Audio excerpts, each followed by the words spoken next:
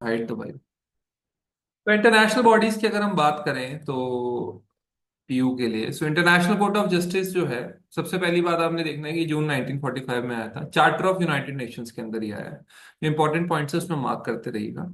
Seat इसकी है Hague Netherlands में। बार बार क्वेश्चन पूछते हैं कहाँ पर इंटरनेशनल कोर्ट ऑफ जस्टिस है, तो ये है peace palace in Hague Netherlands. ये 6 principal organs of United Nations के अंदर है। और यही है एक ऑर्गन जो कि न्यूयॉर्क में लोकेटेड नहीं है, बाकी सारे न्यूयॉर्क में लोकेटेड है, ये न्यूयॉर्क में लोकेटेड नहीं है। जैसे economic and advisory council, trusteeship council, security council, तो वो सब न्यूयॉर्क में है। ये वाला जो है नेदरलैंड्स के अंदर है। ये इंटरनेशनल लॉ में पब्लिक इंटरनेशनल लॉ यानी दो नेशंस के बीच वाले जो भी डिस्प्यूट्स होते हैं उसको डील करता है। 15 जजेस होते हैं। एक कंट्री से सिर्फ एक जज हो सकता है, यानी इंडिया के दो जजेस नहीं हो सकते, एक कंट्री से एक ही जज हो सकता है। और ऑफिशियल लैंग्वेजेस इसकी इंग्लिश और फ्रेंच है।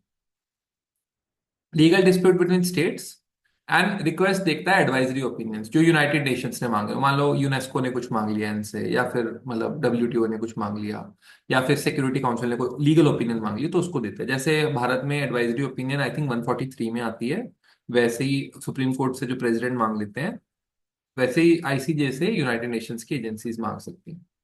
कंटेंशियस केसेस मांगते हैं। और जो स्टेट्स मेंबर है यूएन के, ऑब्वियसली वही इसके पार्टी जो है आईसीजे के बन सकते हैं, बिकॉज उन्होंने ही यूएन चार्टर को माना है। ठीक है। और डिस्प्यूट तो कब तभी एंटरटेन कर पाएंगे जब दोनों स्टेट्स ने ये एक्सेप्ट किया इसकी जुरिसडिक्शन। ठीक है। और स्पेशल एग्रीमेंट से सबमिट डिस्प्यूट को दिया है। Right.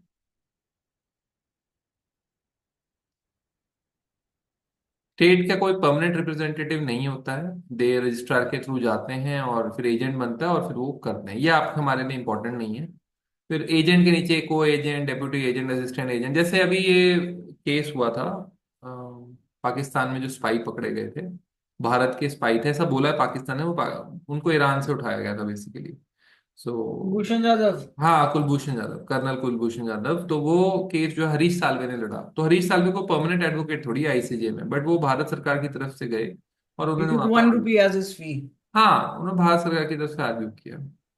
International court of justice advisory proceedings open है 5 ऑर्गन्स के लिए और 16 स्पेशलाइज्ड एजेंसीज के लिए। तो ये एडवाइजरी ओपिनियन वाला भी हमने कर लिया है। अब हम आते हैं इंटरनेशनल कोर्ट ऑफ जस्टिस के दूसरे उसमें।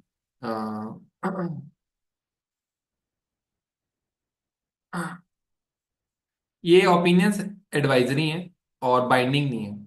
बाकी जजमेंट बाइंडिंग होती है क्योंकि पार्टीज ने खुद ही रखा है कि हम बाइंड होंगे इससे, लेकिन ये एडवाइजरी है। ठीक है। ये एडवाइजरी है। Requesting organ free to give effect to opinion है, मतलब बाउंड नहीं होंगे आप इससे। बाउंड नहीं होंगे इससे। ठीक है। अब हम बात करते हैं इंटरनेशनल मॉनेटरी फंड की। ये ब्रेट वुड कॉन्फ्रेंस से आया था। ये एस्टेब्लिश 1944 में। ये यूएन का पार्ट नहीं है, ध्यान रखिएगा। आईएमएफ यूएन का पार्ट नहीं है। ब्रेट वुड कॉन्फ्रेंस के थ्रू ये आया था। ये पूछ लेते हैं जनरली। ठीक है। और इसमें ज्यादातर आईएमएफ में फंडिंग जो है यूएस से की है, तो यूएस से इसको कंट्रोल करता है। इसको ब्लॉक करने के लिए शंघाई बैंक, एशियन बैंक वगैरह बनाए गए हैं। बट जनरली उनके पास इतना पैसा नहीं जितना अमेरिका के पास है। ठीक है। आईएमएफ लेंड करता है लोन्स। और वर्ल्ड बैंक जो होता है वो लोन्स देता है नेशन बिल्डिंग के लिए। आईएमएफ बेसिकली मॉनेटरी पॉलिसी के हिसाब से लोन देता है। तो एम रीबिल्ड इंटरनेशनल रिजर्व के लिए, देखिए स्टेबलाइज करेंसी के लिए, अंडरलाइंग प्रॉब्लम्स के लिए, स्ट्रॉन्ग इकोनॉमिक ग्रोथ के लिए यहाँ से आपको पैसे आते हैं।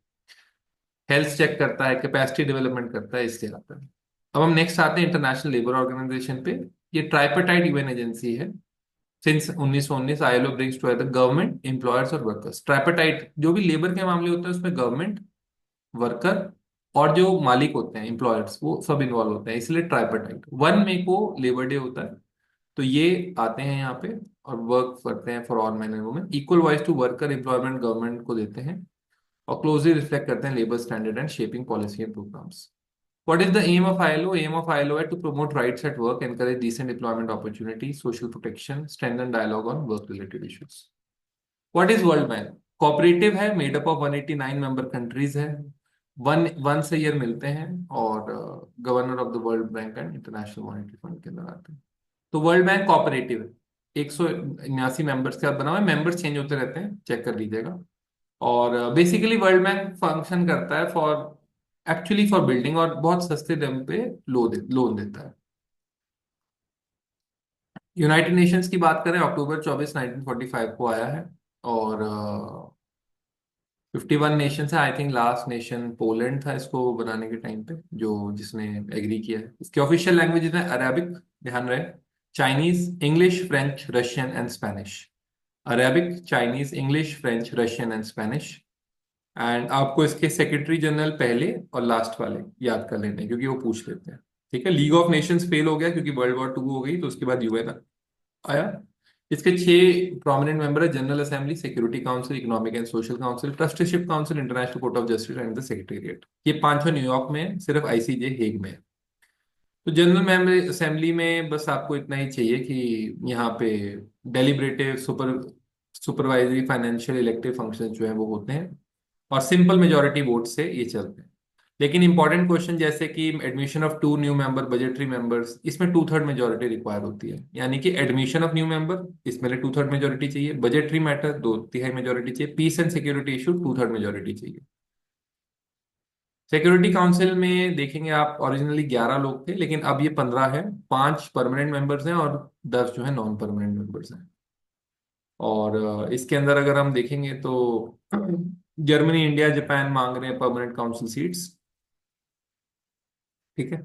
सो 5 जो इसमें 10 मेंबर्स आते हैं, उनमें से 5 मेंबर्स अफ्रीका और एशिया से आते हैं, एक ईस्टर्न यूरोप से, 2 लैटिन अमेरिका से, 2 वेस्टर्न यूरोप से आते हैं।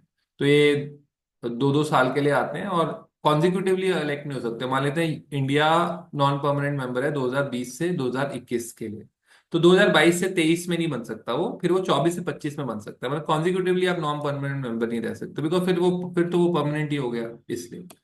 इकोनॉमिक एंड सोशल काउंसिल आता है, और सोशल काउंसिल एंड इश्यूज के लिए बनता है, ये ज्यादा क्वेश्चन पूछते नहीं है। ट्रस्टीशिप काउंसिल, लास्ट ट्रस्टीशिप थी यूएन के पास पलाऊ की। ये देखिए, Palau, independence of Palau, last remaining trust territory. और काउंसिल अब नो लॉन्गर मीट्स एनुअली, और प्रेसिडेंट बुलाए या कुछ करे तो ही मिलते हैं, बाकी नहीं मिलते हैं। इंटरनेशनल कोर्ट ऑफ जस्टिस हमने कर लिया है, तो इंटरनेशनल कॉन्फ्रेंस हुई थी इसके अंदर, और Permanent Court of International Justice आ गया था 1945 में। डब्ल्यूटीओ की बात करें हम, तो डब्ल्यूटीओ काफी इंपॉर्टेंट है, ट्रेड ऑर्गेनाइजेशन के साथ डील करता है, और स्मूथली, प्रिडिक्टेबली, फ्रीली चले उसके लिए है। मैनी रोल्स इसके अंदर आते हैं, और रेगुलरली ये जिनेवा के अंदर मिलता है। ठीक है, आइदर बाय मिनिस्टर और by the ambassador who meet regularly at Geneva. बहुत सारी कंट्रीज इसके पार्ट हैं, एंड इसी के लिए ये आता